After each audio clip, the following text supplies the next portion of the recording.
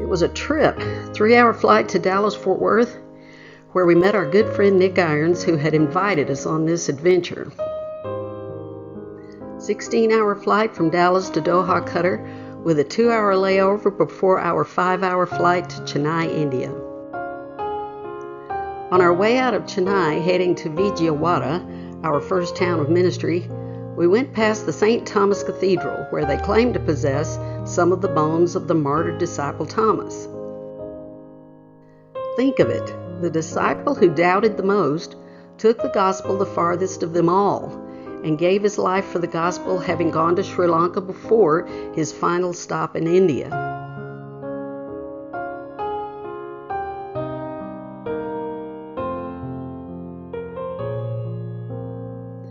We were put to a lot of work by two Christian brothers, one 35, the other 36, who have oversight of literally hundreds of pastors.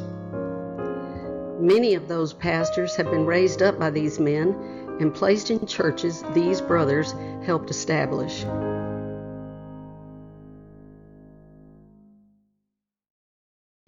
In the next 11 days, we were driven 1,400 miles at an average speed of 25 miles per hour. We spoke at 19 meetings with many hundreds of people and prayed one-on-one with almost every one of them. We spoke at pastors' conferences with dozens of pastors at each place. We spoke at crusades where streets were blocked so the gospel could be reached to hundreds of people who had gathered. And after every meeting, our guides made sure a meal was prepared for everyone who had attended. Even at the meeting of approximately 850 people, where there ended up being about 50 professions of faith. We stood for 2.5 hours that night, praying for people, many of whom forcefully placed our hands on whatever was hurting the most. We saw a woman hobble in on a crutch and leave carrying it, and the next day she didn't even bring it with her.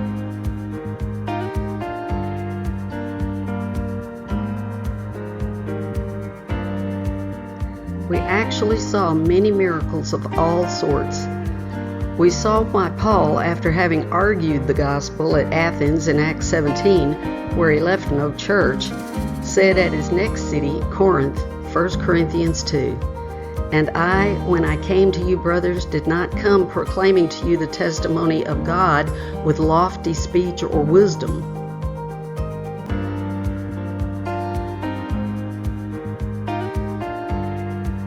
For I decided to know nothing among you except Jesus Christ and Him crucified.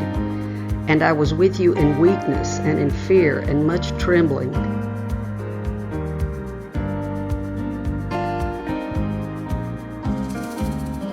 And my speech and my message were not in plausible words of wisdom, but in demonstration of the Spirit and of power, so that your faith might not rest in the wisdom of men, but in the power of God.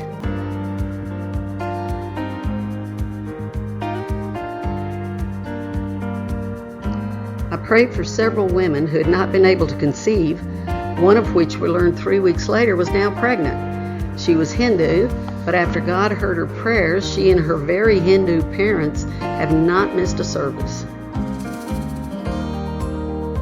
And services are not just on Sunday mornings. There are many nights a week where churches gather to pray for one another and to preach the gospel. Christians feted us as if we were actually important. When some people were stroking our feet and then stroking their faces, we asked our guides why they were doing that. "Oh, they think you are gods." We were quick to disabuse them of that notion. We were showered with flower petals. Our walkway was strewn with flower petals, and our necks were weighed down with 7-pound leis. And yet they are the ones living in dire need and utter persecution.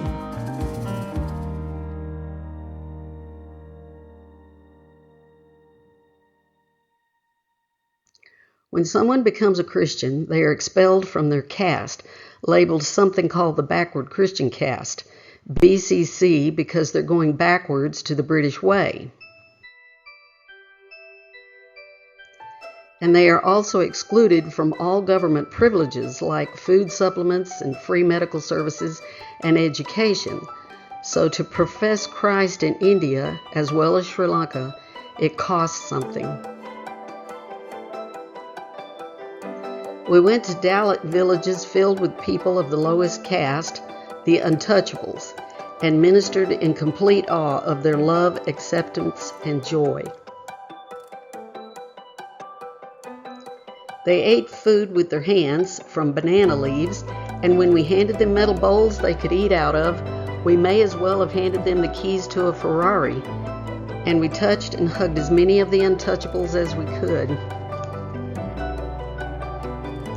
They acted so blessed, but we knew who was the most blessed.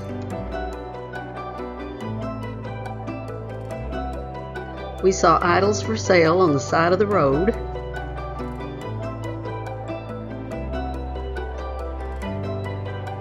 And we saw funeral pyres of bodies being burned before the ashes were thrown in the nearest river.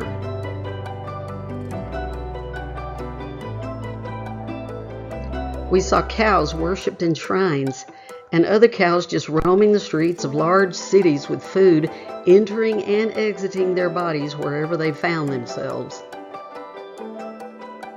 We saw wild pigs running through the streets of cities, and domestic pigs foraging in fields next to very upscale homes. We saw piles of garbage being sorted on the side of the road in town, and trash of every sort on the side of the road for hundreds of miles. We met Christians who'd been caned for their faith and had their possessions destroyed because they left Hinduism. We saw people who had been told their whole lives they lived in the lowest state because of sins from a past life.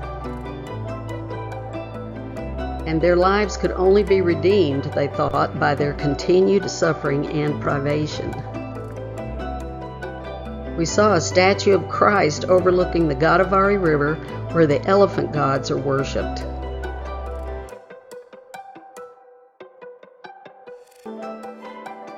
And not far from this dilapidated shrine, the day's catch of fish was auctioned to the highest bidder.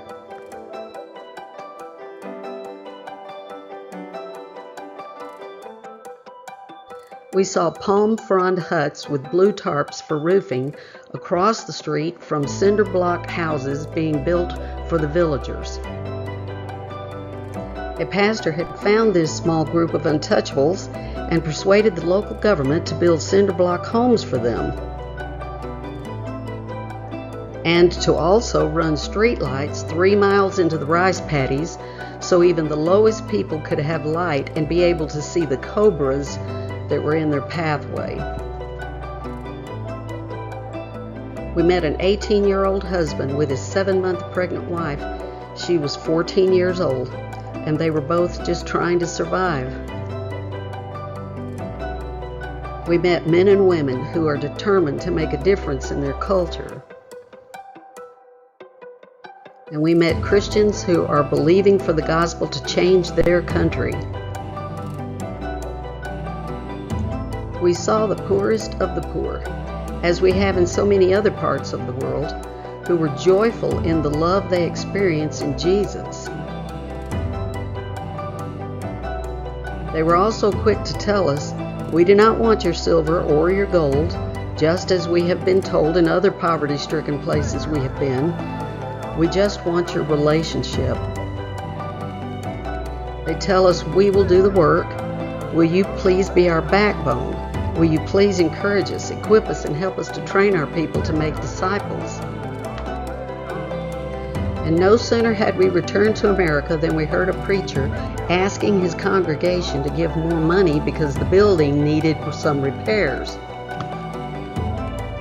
He outlined all the places of service where volunteers are needed in the church and challenged them to step up to their responsibility to serve on Sunday mornings, because it is time to get off the cruise ship and get on the battleship. While those who volunteer in their local churches provide an enormous blessing to those seeking to hear the gospel, I think we would all agree the real battles take place Monday through Saturday in the daily interactions we all have with the people God places before us. On the front lines of the gospel in India, there are no fancy buildings. There are no budgets. There are no big salaries, if there are salaries at all. But there are believers who want to see Jesus change their nation. We gave rice to widows and Bibles to seekers.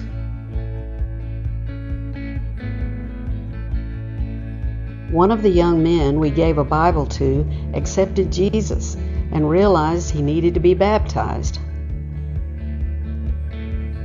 He came to the church the next day and insisted on being baptized immediately. And in that one act of obedience, he lost all rights to socialist assistance. Every sense was overwhelmed. The noise was relentless. The odors were overpowering. The bleakness of life juxtaposed against the beauty of the flowers and clothes jolted the eye. The feel and taste of dust, powdered cow dung, cremated bodies, and smoke from never-ending fires was astounding. The hopelessness in the eyes of so many and the astonishment at seeing veritable white giants for so many others was mind-boggling. For many, we were the first white people they had ever seen.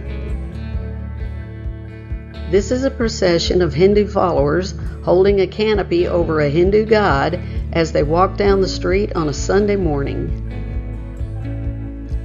This is the local water buffalo milk delivery truck. Most people here work 7 days a week, from sunrise to sunset, and the children who are allowed to go to school go 6 days a week, 9.5 hours a day, all year long. There are no vacations, there is no sightseeing. We took one of our guides on a boat ride, and it was the first in his life. People do not go to the next village, much less the next province. With 3,000 languages and their money having 18 languages on it, they would probably not even be able to communicate in the next province. People the world over are seeking to find peace, and the best they had, apart from the gospel, was someone with a third eye painted on his forehead, sometimes with cow dung, some sticks to throw, cards to turn, and a bird which communicates with him. How can we pray? How can we support? Who wants to go? Who wants to give? Would you be willing to be a WhatsApp prayer partner with someone in India, Sri Lanka, Cuba, Northern Europe, or Eastern Europe? We could help set you up with any of these places. There is so much to be done, and every one of us can do something to get the work done. Our missions travels have typically taken us to the very poorest of the poor, and we have been made richer because of it. We have told Jesus we will go anywhere we are asked to go and be whatever blessing we possibly can be.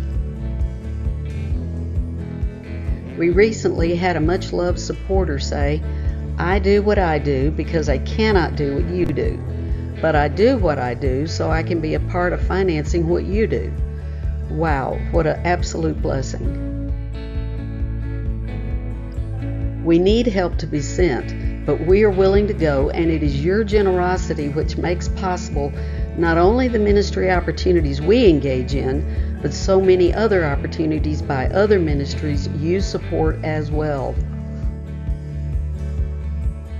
So thank you for your prayers, which helped make sure that there was absolutely no sickness at all on this trip.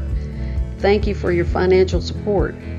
Thank you for your interest. Thank you for everything you have done to make sure we know we have people being our backbone as we endeavor to be the backbone for others whom you may never meet this side of glory. Thank you so much.